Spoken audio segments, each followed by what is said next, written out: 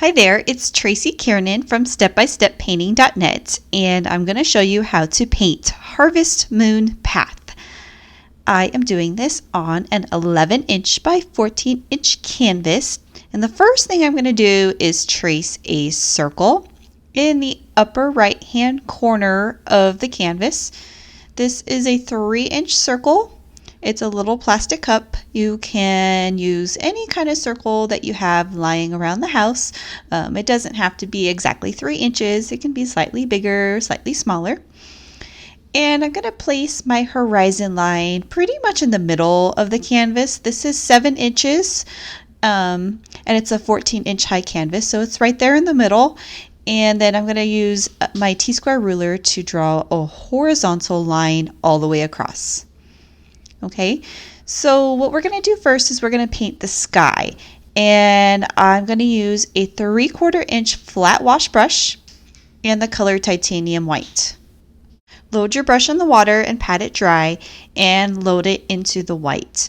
We're going to paint around the moon first. So what I'm going to do is I'm going to paint a ring around the moon using pretty much the full width of the brush. And I'm just going to take that and go all around the circle without painting on the inside of the circle. So I'm just going to go back over that stroke again and make sure that the white has a nice layer of white on there that's going to stay wet, because we're going to do wet on wet blending next. The next color I'm going to load my palette with is Ultramarine Blue. And so I'm not going to rinse my brush off. I'm going to kind of wipe the white off a little bit on the palette, a little bit of ultramarine blue in there, so it's going to turn into a lighter blue. And I'm just going to kind of gently, very, very gently apply that blue in there. It's going to take over fast. We want our moon to be nice and bright, closest to the circle. And then our blue is going to gradually get darker as we work our way out. So I just loaded a little bit more white on my brush there because I'm going to go in as close as possible around that circle without painting on the inside of the circle. And that's the lightest part. It's going to be very light blue. It has a lot of white on the brush, a little bit of blue. And then I'm not going to overwork it. I'm going to leave it like that because I want it to look kind of unblended, like the moon beams around the moon. And so then I'm going to now load my brush in more ultramarine blue, but still want to blend that with that lighter blue. So I'm brushing this very gently, and I'm not slobbing on lots of paint. I'm only loading that paint right there on the tip of my brush. So I'm not even loading a whole bunch of paint on my bristles there. And I'm just taking that and kind of brushing over it gently, but I don't want to over blend it because then it's all going to turn into the same color. So we're going to not over blend, we're going to leave it unblended. So I'm going to continue to paint in circles around that moon. I'm going to continue to add more ultramarine blue to my brush. I'm going to continue to let it kind of blend on the canvas. And if you feel like you need to add a little bit more white in there to kind of help it to blend better, you can do that. But try not to make that part of the moon be super dark, the part that's right outside of the circle. So now we have the rest of the sky, and the rest of the sky is going to be pretty much a solid ultramarine blue, even though I didn't rinse my brush, so there might be a few streaks of white in there, and that'll be okay. And so I'm just going to continue to paint these curves, going in a circular direction, and I'm going to go all the way to the edge of the canvas. And it's okay if you paint under your horizon line, that is okay. And you can also paint the sides of your canvas as well. So I'm going to turn my canvas on its side and just grab the rest of that ultramarine blue and paint the sides. And when I do the sides, I like to add just a little bit of water to my brush to get it to kind of flow a little bit better. Press pause on this video. Absolutely press pause when you need to, because this part is speeding up a little bit. I am not painting this fast in real life. So take your time on this to get it to how you would like it to be. So here is the next step. We're going to do some splatter painting stars with the toothbrush. So when I do splatter paint with a toothbrush, I like to use my finger to add the water to the brush, and then use my finger to add the white to the brush. So that, to me, that's like a good combination of water to white. And you want to kind of test it out first on a different surface, because if it's too thick, it'll be gloppy. If it's too thin, it'll be drippy. So we don't want that. We want kind of an in-between of a little bit of a flow with the white, so that when you flick the toothbrush, it'll splatter the little stars. The next step that you're going to do is draw the path with a pencil. And so this is a sort of 1-point perspective thing going on, where the path is wider at the bottom, and then it kind of curves to not a point, but it curves to a smaller area. So kind of envision how you want it to look real quick, and because it's a pencil, we can erase. So I have the curve that's kind of going off on the left, and then a curve that's going off on the bottom. So the bottom left sort of corner area is the path, and then it kind of goes off into the distance, but it doesn't go to a point. And I wanted this part on the right to maybe be slightly wider, so I kind of played with that curve a little bit until I got the curvy part of the path that I wanted. So I erased that part and redid it. Kind of wanted it a little bit of a wider path. Here we go. And then, so when you're satisfied with your path, then you can kind of define it a little bit darker with your pencil, because we'll be painting this and we don't really want to lose it once we draw it in. So press it a little bit darker with your pencil, and the paint will go right over it as well. So then when you're done drawing the path, we're going to fill in, we're going to start filling in the land. And I did this land in several layers. Starting with the green grassy area, I used deep green permanent for that. And I'm going to use my 3/4 wash brush. So that's all rinsed off, and I guess water and pat dry, and then load it with the deep green permanent. So I'm using the tip of my brush to define a hill that's slightly above the horizon line. And since part of my blue covered underneath the horizon line, this area is going to be kind of dark at first. And so I'm going to fill that in. So that's the hill that goes above the horizon line, and I guess above that path slightly. So it creates the illusion that maybe that path is kind of going over the hill as well. And then I'm just going to take that deep green permanent and pretty much fill in the rest of the area. I can define my path line because I need to paint around it, and defining it helps to do that. And so I'm doing these sort of expressive strokes to create texture in the ground, the grass texture. If you don't like doing the texture thing, you can paint your strokes going left and right horizontal. So you can just paint this whole area in green going left and right. I am making short angular strokes, kind of flip-flopping my brush. And notice that this deep green permanent, it's not a fully opaque color, so you'll see some canvas showing through, and that's okay because this is just the first layer of the ground. And that's also okay that our hill right there way in the back, it kind of looks kind of cool. It's all shadowy because it covered that blue. That is okay as well. And later on, I'll show you how to lighten that up.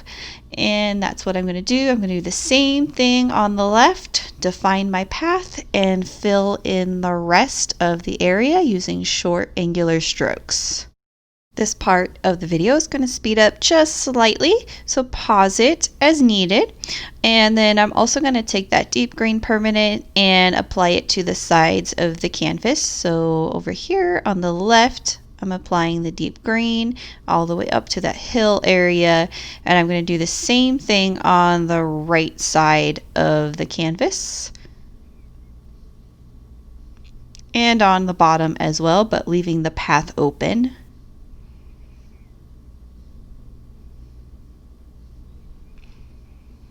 Okay, so what I'm going to do next is I'm going to make a lighter green on my palette because I want to kind of lighten up those hills. If you like the dark look of the hills way in the back, that's okay. You can leave it like that. But I wanted my land to be light way in the distance and get darker towards the bottom because that's how you create the illusion of depth in your landscape painting. So what I did was I mixed the dark green with the white to make kind of I guess a light green. And so I'm going to start at the hill, and because titanium white is so opaque, it's going to cover up that dark and make it light. And I'm going to, there's only a little bit of this light green on my brush, so that is why it's able to do this. But I'm just going to do those sort of texture strokes, working my way down and letting it sort of run out. It is blending with that darker green, but it's running out. So I'm creating sort of this illusion that it's lighter way in the distance and it's getting slightly darker towards the bottom.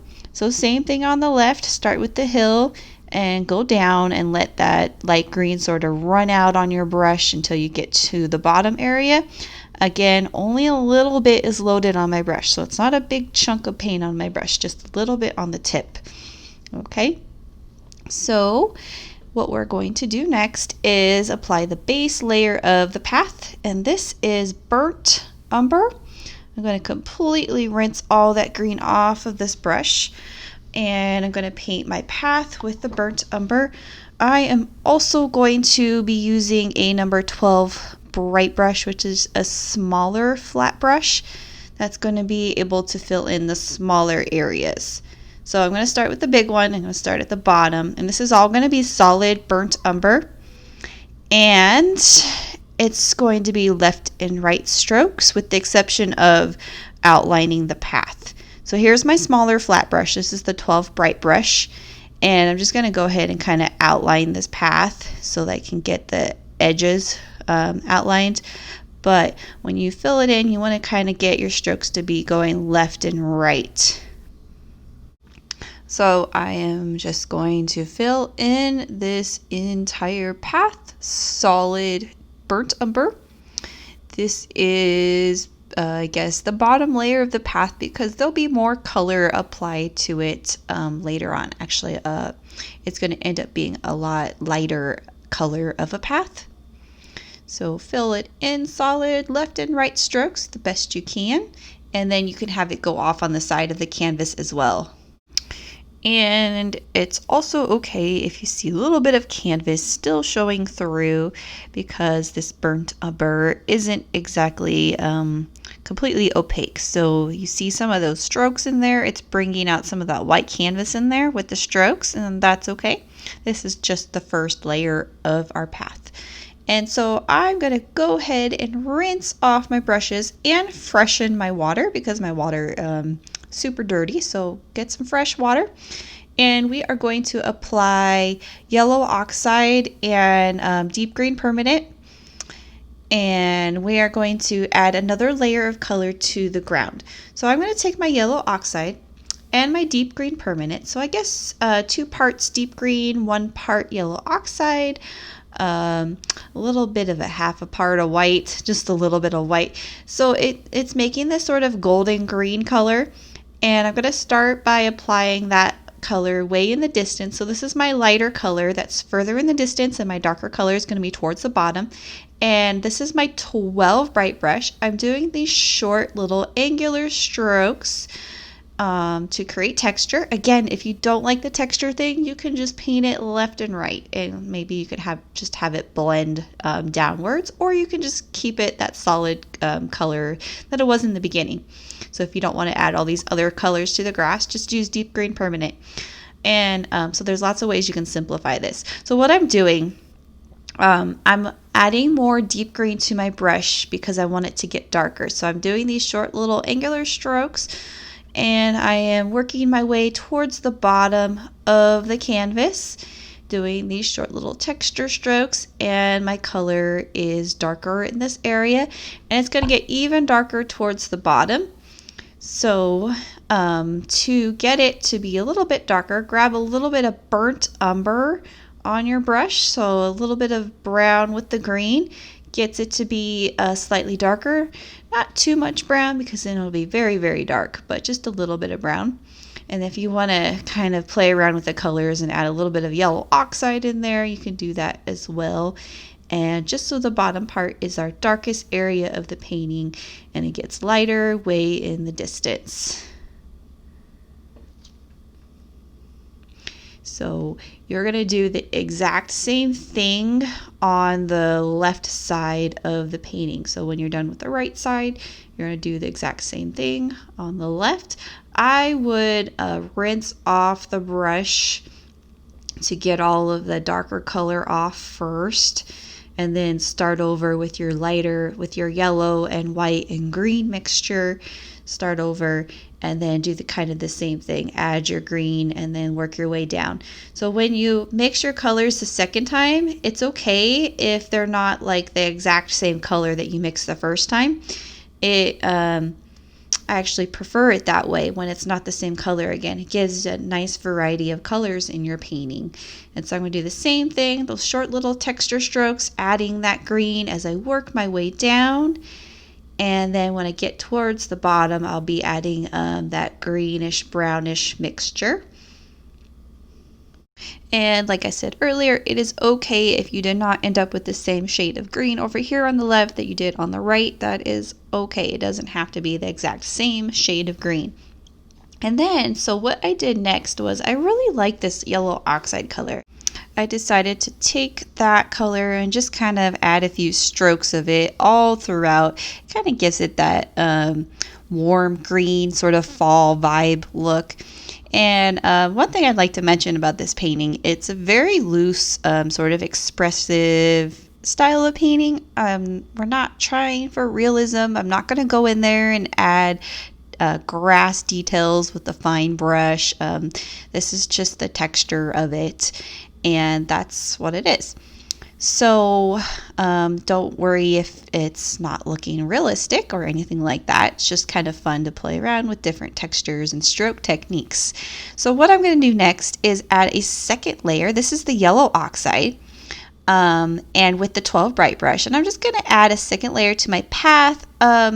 Careful with this yellow oxide. It's a pretty opaque color. It's strong. It takes over super fast.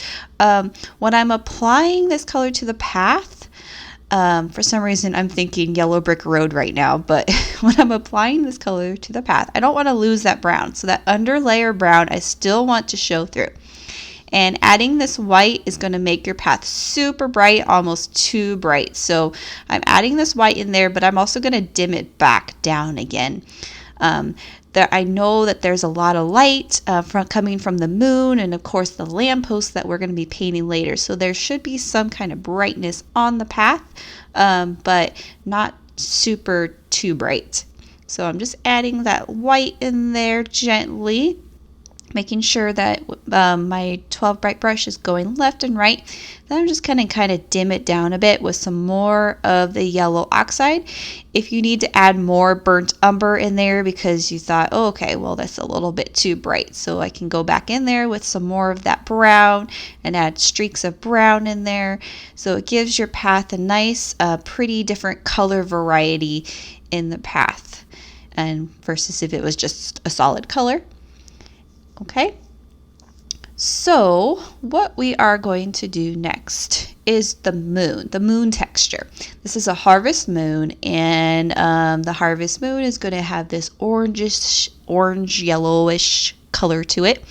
I'm going to use my number 4 round brush, and the first thing I'm going to do is paint the moon white. So this is all texture, wet on wet blending in the moon, but we need to have a nice solid color white in order to do this. So I'm going to add a pretty thick layer of white in there. So I would say kind of slob on the paint, but not too thick. But we want to get it to be a workable consistency so that when we load our brush in some yellow first, this is primary yellow, and so I'm not going for realism with this moon. I'm just going to paint some texture on it. That's what I'm thinking right now. I'm not making it look like a perfect harvest moon, just texture right now.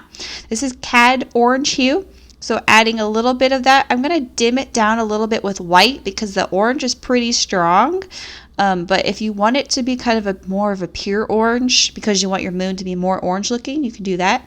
So right here, that's all I'm doing is adding texture with my brush. So short little sort of jabby strokes that kind of blend together. And I guess you can call them like X strokes, like if I'm painting a bunch of little X's, and that helps it to blend a little bit better. You can have a paper towel handy to wipe it off if your brush gets super overloaded and you kind of want to wipe it off and have a different color in there. And on the outer part of the moon, notice how I'm not doing the texture thing. I'm kind of making my strokes go circular on the outer part of the moon. And then so on the actual diameter, or I guess the inside of the diameter of the moon, I'm going to outline all of that with yellow. I guess yellow mixed with white, maybe yellow mixed with white with a little bit of orange, but a lighter color. So mix the yellow and the white to get a lighter color and outline that outer inner diameter that really defines the moon. So you have the texture on the inside, you have white spaces still in there, so it's not texture everywhere. And you have the outer part outlined, and that part that's outlined really helps to define that moon. And then you can kind of add a few texture strokes closer to the outline if you want. But try not to get rid of all the white that you put there initially. Okay, so then what I'm going to do here, and this wasn't in the written steps, this is something that I added in here, but I wanted to really kind of define the outer part of it a little bit better.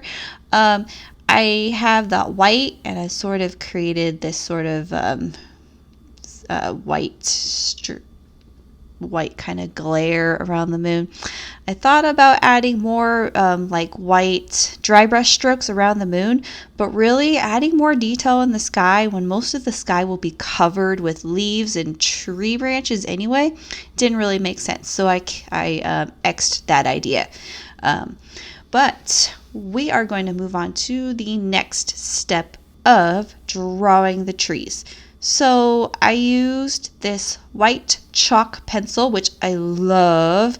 I love using chalk to draw on canvas paintings, but the chalk pencil really allows you to draw in more detail because it's literally like a pencil. So I'm going to start at the bottom with this tree and draw sort of the base of the trunk.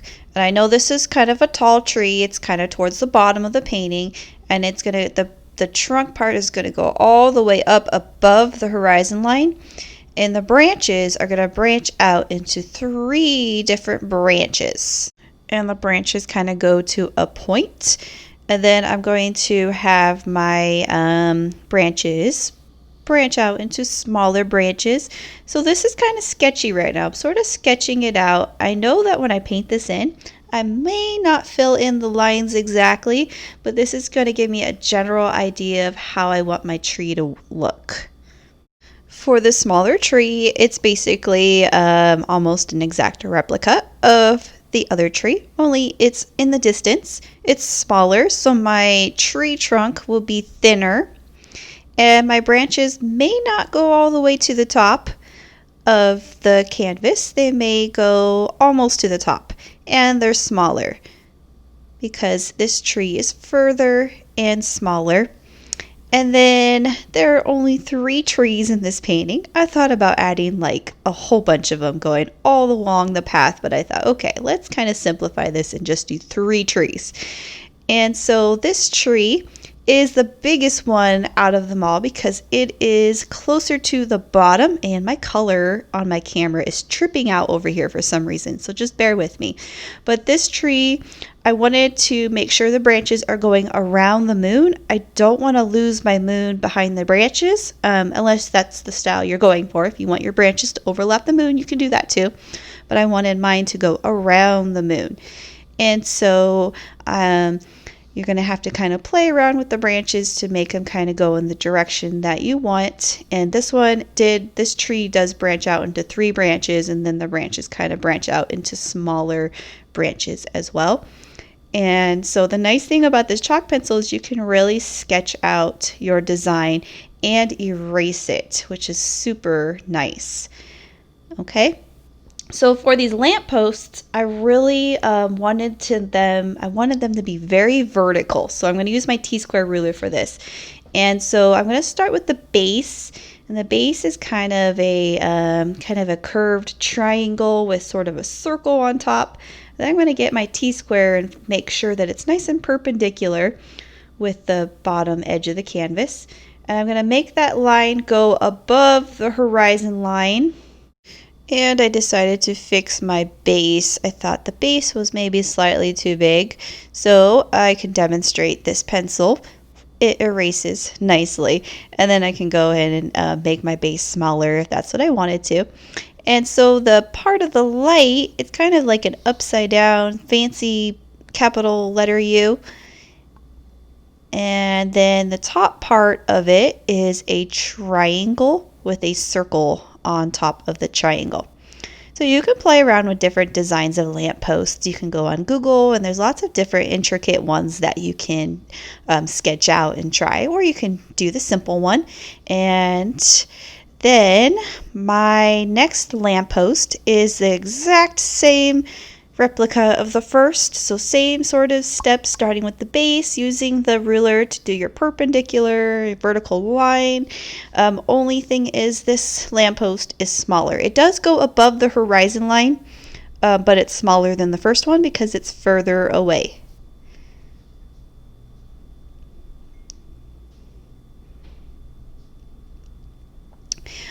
We are going to paint our trees in next. This is a good opportunity to take a break. There's a lot of steps in this painting, so this is kind of a good stopping point if you're doing this in sort of different parts, because trees can be challenging. So you want to make sure when you're doing this, you're ready to, you're up for the challenge.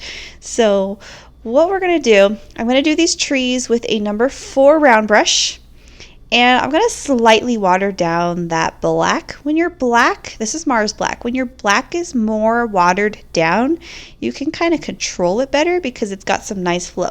And the way to water it down is you kind of dip it in the water and kind of swirl it on the paint on your palette. And it really gets that paint to be nice and flowy, because black, Mars black, it's really thick sometimes, and it's not easy to paint thin branches with thick paint. So I'm going to start at the base of the tree, and I'm going to kind of work my way up. And so when you get into these smaller branch areas, you really want to kind of pay attention to how you're holding the brush, because if you're holding it super firm, you're going to get a thicker stroke. But if you kind of hold it lighter, you'll get that lighter stroke. And you want to make sure that the paint that's coming off the brush is right there on the tip of the brush. And sometimes I like to twist my brush on the palette. See how I'm twisting it as I load it? It helps the paint to get right there on the tip of the brush. So when you're doing your paint stroke, you are able to get the paint right there on the tip and hold that brush very lightly to create your thinner stroke. So when I paint the rest of these branches, I want the base of the branch to be, I guess, slightly thicker. So I'm putting slightly more pressure on the brush. See right there how it's slightly thicker? And then it's going to get thinner. And it gets thinner because I'm using less pressure, and I'm making sure that the paint is coming off right there on the tip. So if you're using a brush that doesn't have a nice point to it, it may be kind of challenging. So when this is a number 4 round brush, but you could be using a number 4 round brush and it doesn't have a point to it. So try to find a brush that has a nice tip to it. Another thing that you can do is get a black paint pen, and you can use that paint pen to really help your branches to go to a point. So you can kind of paint the base of the branch with the paint, and then get your paint pen and help to do those really tiny branches. Or you can get one of those tiny brushes, so like a 5-0 round brush or a spotter brush, and the little tiny brush can help you make the really tiny branches. So you have a lot of different options there. If this one brush doesn't work for you, you can try the same technique with a different brush. And so I'm going to do the same thing over here with this tree. Notice I'm just really watering that black down. Now you don't want to put too much water in it and have it become a watercolor dripping down your canvas, but just that extra water in the black really helps the flow with your branches. And so you want to, I want my branches to go around the moon. You don't have to. If you want to paint your branches over the moon, just be kind of careful with how your branches are going, because then it would be kind of hard to erase your branches once you cover your moon. So right for now I have them going around my moon. Later on, I did take a paint pen and did some smaller branches that slightly overlap the moon, but that's a way later step in this painting. And so I'm just continuing to add more branches. And another thing that I did is when I drew my tree, I didn't exactly paint all of my lines in exactly how I drew them. So that's okay. And I added more branches of lines that I didn't draw. For this tree that's in the distance, this is optional, but it helps to create more of a kind of a depth in your painting. Adding white to the black to make it a gray color. So I guess essentially this tree is going to be painted gray, black and white to make gray. And that lighter color is going to give us an illusion that that tree really is way back there. Maybe the light is hitting it, so it's lighter. But also in landscape paintings, things that are further away appear lighter. So that's what we did right there. And doing the branches on this, one thing that's going to happen is we're going to cover a lot of these branches with leaves. So if there's a lot of your branches aren't perfect, that's okay, because they'll be covered with leaves. Okay, so this part was super fun, I thought. For the lampposts, I painted the light source first, and I got primary yellow, and I painted 2 dots on my lamppost. And I took my finger and I smeared it outwards. So now I have yellow and it's all smeared out. So it's kind of a dull, dim yellow right now. And then rinse my brush off and dried it. Grab the white, and I'm going to do the same thing with the white. I'm going to add the white little dot. I'm going to take my finger, do the same thing, smear it outwards. So now we have an even brighter part of the white with the white part super bright in the center. Then I'm going to do another step to this, but I'm not going to smear it this time. I'm going to take that white and just do a dot right there in the middle. So now we have our light source, and our light is glowing, and we're going to make it glow even more. So I did dry brush strokes on the outer part of my light. So dry brush means that you have the paint, but you're wiping it off so that when you apply it, it's going to appear bright. So if it's like super solid and bright, take your paper towel and wipe off more of it. So there should only be tiny amount of paint on your brush. And so making the light source, the sort of beam of light glowing outwards for a lamppost. So when we paint these lampposts in, we'll already have the light part done. Next, I'm going to do the lampposts. So I decided to use my paint pen for this, although you can see me struggling with my Posca paint pen because it just ran out as I was doing this. And I ended up switching to a Sharpie. And the Sharpie worked perfectly fine for this step. So with the paint pen, we're going to fill in the base of it. You can actually use paint to fill in the base because that's kind of a bigger area. You can actually use a brush to paint in. But I'm going to switch to my Sharpie right here. For the vertical part, definitely that's super easy to do with the paint pen. You don't have to struggle with shaky hand syndrome. I get shaky hands too when I'm trying to paint straight lines, especially when these lines have to be super vertical. And then I'm going to use that to kind of fill in the rest of the shapes and everything else of the lamppost. And it's just really nice to have control in this sort of area where it's supposed to be a certain shape. And by all means, if you want to use a paintbrush for this, you can use like a 5-0 spotter brush to do the vertical part, and you don't have to use a paint pen. It's just a suggestion. And I'll do the top part of it. So we got the triangle and the circle on top. And I only outlined the shape of the light. I didn't do anything else on the inside of that. The inside's already painted, the white light. I didn't do any extra thing to it with the black. It's just outlined on the outer part of it.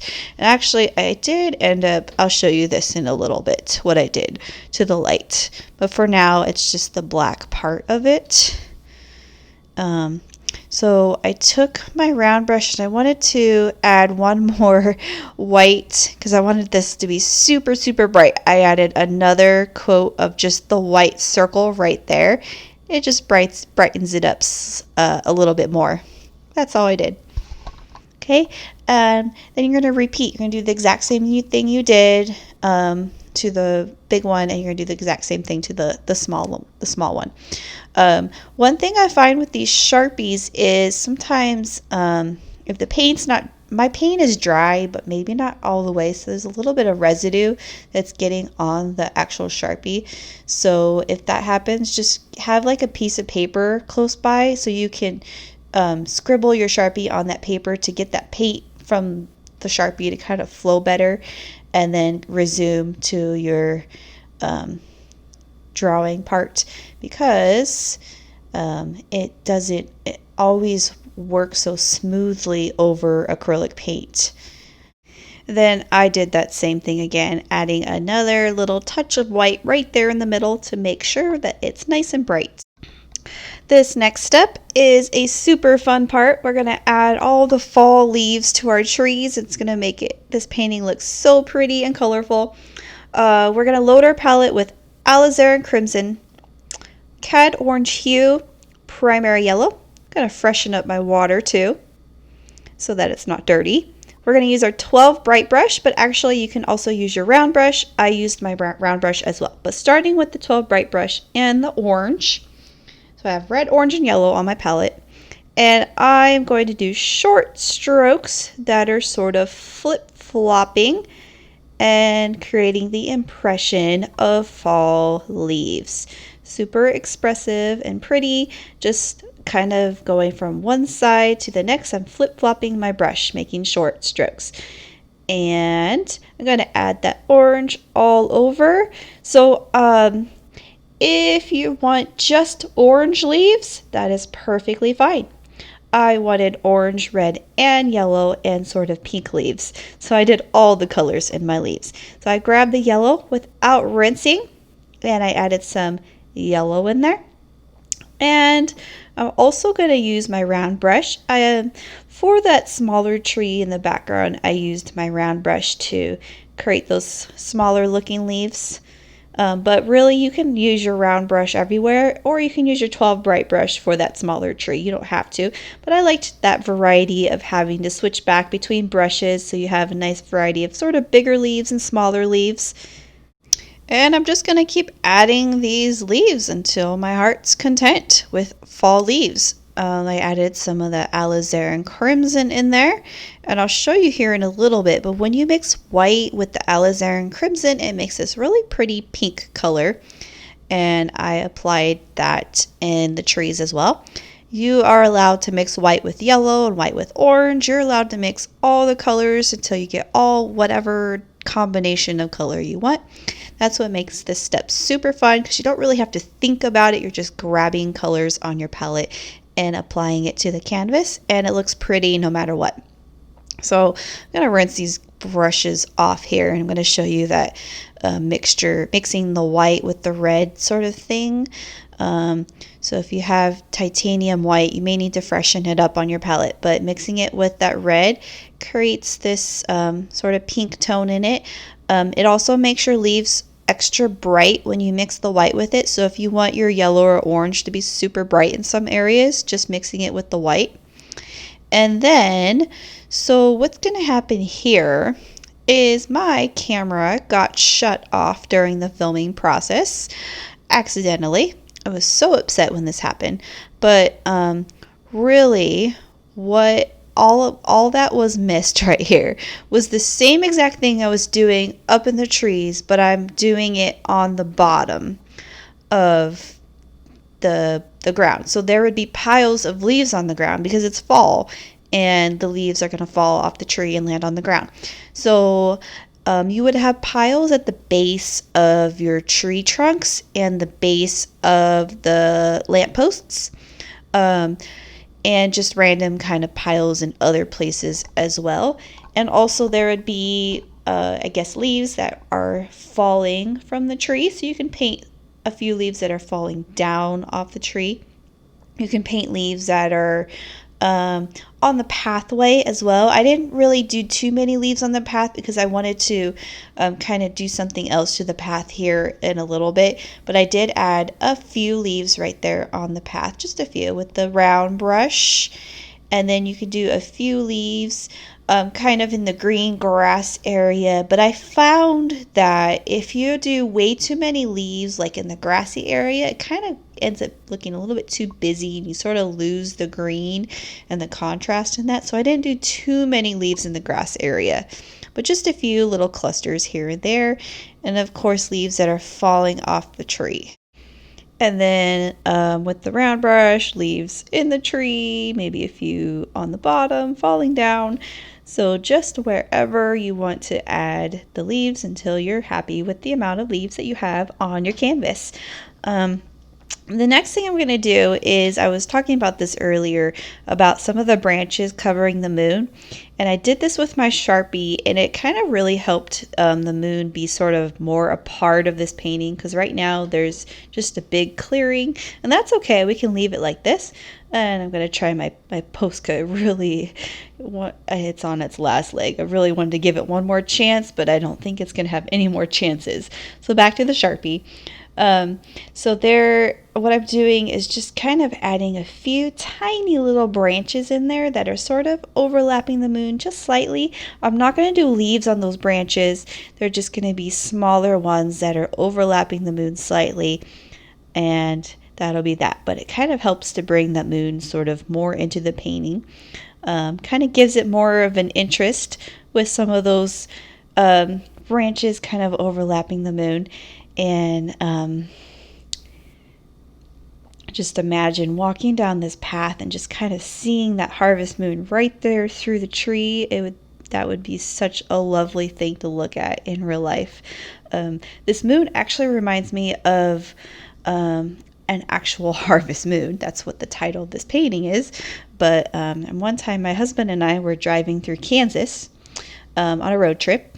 Kind of a middle of the night road trip, and we literally saw a moon that looked like this. It was this big orange yellow moon. Granted, we're from Arizona. We don't live in the Midwest, so I'm not used to seeing that sort of thing. But we were on a road trip to Chicago. We were driving through the night from Arizona to Chicago. It took us like 2 days maybe.